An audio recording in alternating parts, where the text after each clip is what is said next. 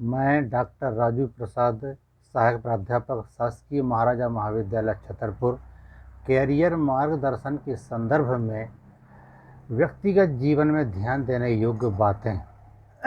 मनुष्य लक्ष्य प्राप्त करने के लिए, उन्नति प्राप्त करने के लिए तथा अपने व्यक्तित्व विकास के लिए उच्च से उच्च, बड़े से बड़े शिक्षा संस्थानों में शिक्षा प्राप्त करता है। हम अच्छी से अच्छी पुस्तकों का अध्ययन कर उच्च से उच्च पद भी प्राप्त कर लेते हैं। उच्च से उच्च पद प्राप्त कर लेने पर भी हम लोग मान सम्मान एवं पद प्रतिष्ठा प्राप्त नहीं कर पाते हैं। क्यों? इसका क्या कारण है? लक्ष्य प्राप्ति या व्यक्तित्व विकास में कुछ बातें बहुत छोटी लगती हैं, लेकिन उनका जीवन में बहुत बड़ा महत्व होता है। उनकी अनदेखी के कारण ऐसा होता है। व्यक्तिगत जीवन में सफल होने के लिए छोटी छोटी बातों का ध्यान रखना बहुत ही आवश्यक होता है। जैसे उठना, बैठना, खड़े होना, सोना जागना, चलना फिरना, खाना पीना, बातचीत करना और पहनावा आदि। मैंने यहाँ पर 7 महत्वपूर्ण बातों को लिया है जो व्यक्तिगत जीवन में ध्यान देने योग्य हैं। नंबर 1 बैठना, नंबर 2 खड़े होना, नंबर 3 उठना, नंबर 4 चलना, नंबर 5 बोलना, नंबर 6 पहनावा और नंबर 7 खान पान। नंबर 1 बैठना। बैठना मानव जीवन के व्यक्तित्व विकास में महत्वपूर्ण भूमिका निभाता है। अच्छी तरह से बैठना हमारे संस्कारित होने का लक्षण भी है। एक कहावत है कि बैठक ऐसी बैठिए कोई कहे ना उठ। बैठने का संबंध स्वास्थ्य से भी है। टेढ़े मेढ़े बैठने से रीढ़ की हड्डी टेढ़ी होने की संभावना रहती है।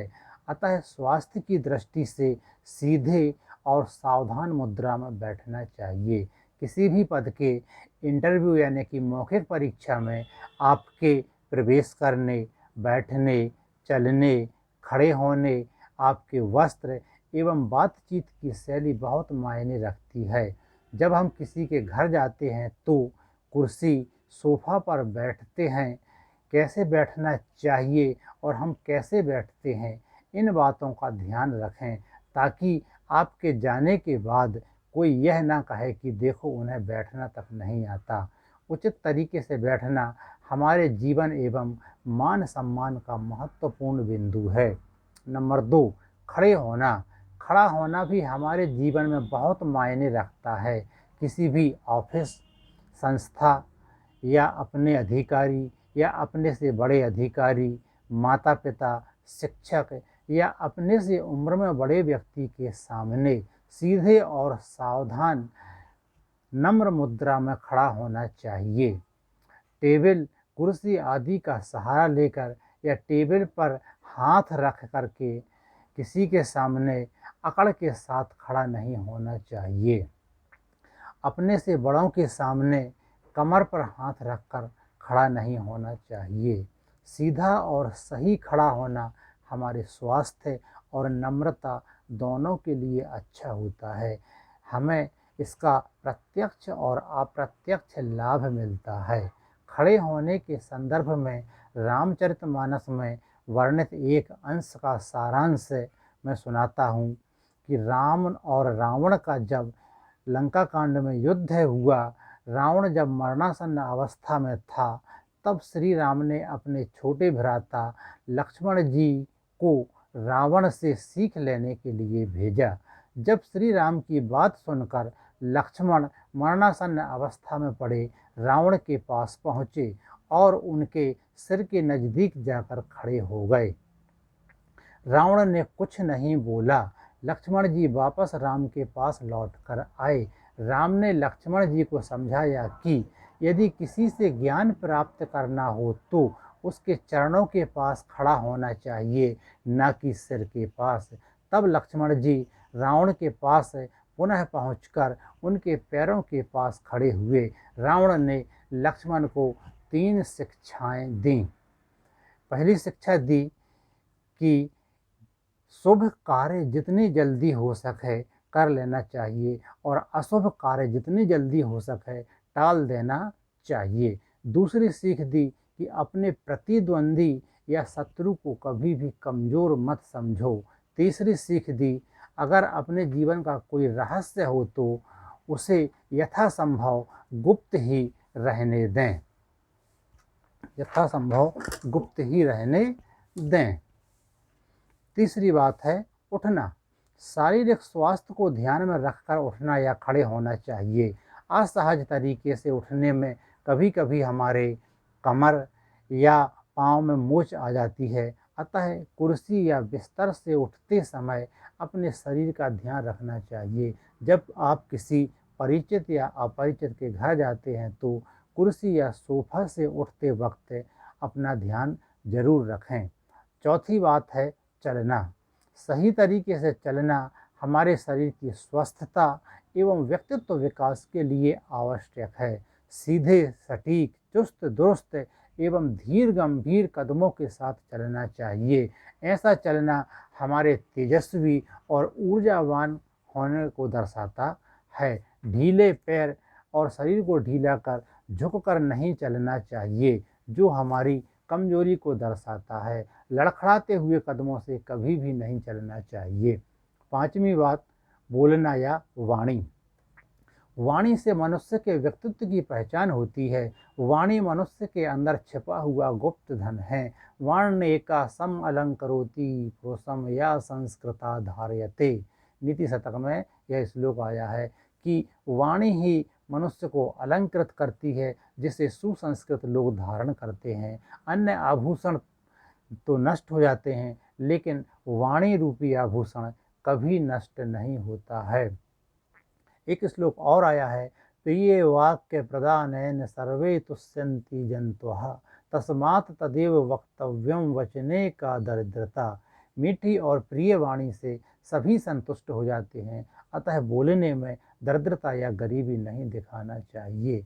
वाणी से ही मनुष्य प्रिय और वाणी से ही अप्रिय माना जाता है। वाणी के संदर्भ में एक कहावत है कि ऐसी वाणी बोलिए कोई कहे ना चुप। अतएव हमें भली भांति सोच विचार कर बोलना चाहिए, ताकि कोई ये ना कहे कि चुप रहो। मनुस्मृति चौथे अध्याय के 238वें श्लोक में आया है, सत्यम ब्रूयात प्रियम ब्रूयात, अर्थात सत्य और प्रिय बोलकर हम किसी को भी प्रभावित कर सकते हैं। हमें किसी को झूठ बोलकर फंसाने का प्रयास कभी भी नहीं करना चाहिए। वाणी के महत्व के संदर्भ में कहा गया है कि वाणी से हमें हाथी के ऊपर बैठाया जा सकता है और वाणी से ही हाथी के पांव से कुचला भी जा सकता है। यथा बातन हाथी पाइये बातन हाथी पाँव। अपने से उम्र या पद में बड़े, अपने से छोटे या हम उम्र के साथ कैसी बातचीत करना चाहिए। हमें सदैव सभी के साथ सम्मानजनक बातचीत करना चाहिए। बातचीत करते समय हमारे चेहरे पर क्रोध या गुस्से का भाव नहीं होना चाहिए। सदैव दूसरों से बातचीत करते समय चेहरे का भाव हंसमुख और स्नेह से भरा हुआ होना चाहिए। छठवीं बात है वस्त्र या पहनावा। किम वास शैवम न विचारणीयम वासः प्रधानम खलु योग्यताया है।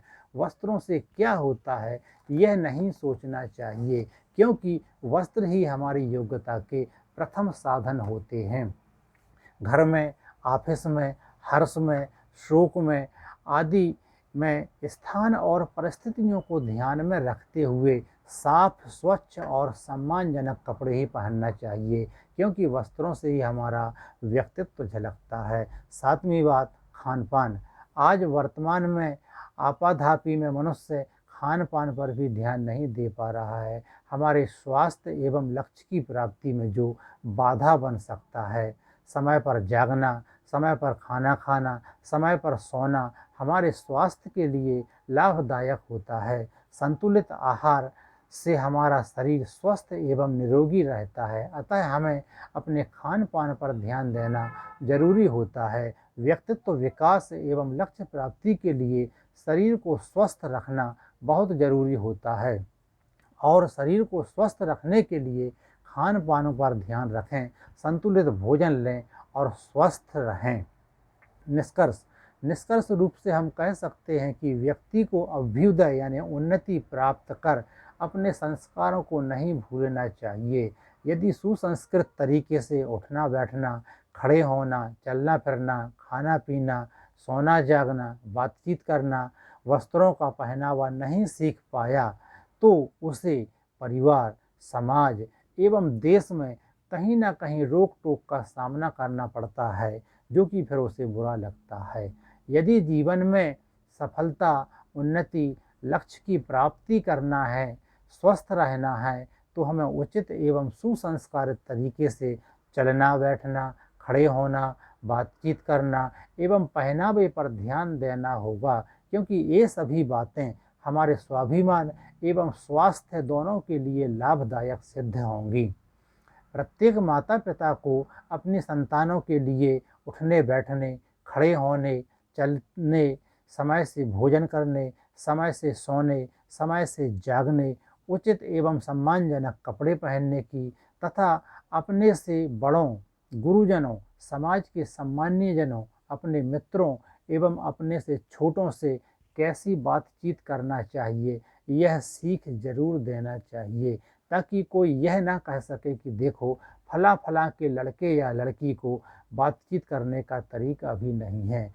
ये छोटी-छोटी बातें जीवन में बहुत महत्वपूर्ण भूमिका निभाती हैं। यह हमें मान-सम्मान एवं पद प्रतिष्ठा दिलाने में सहायक होती हैं। यदि इन छोटी-छोटी बातों को ध्यान कर हम अपने व्यवहार में आत्मसात कर लेंगे, तो हमारा एवं आने वाली पीढ़ियों का कल्याण हो जाएगा। मैं आशा रखता हूँ कि जो बातें मैंने 7 बातें बतलाई हैं, यह आपके व्यक्तिगत जीवन में काम ज़रूर आएँगी। धन्यवाद।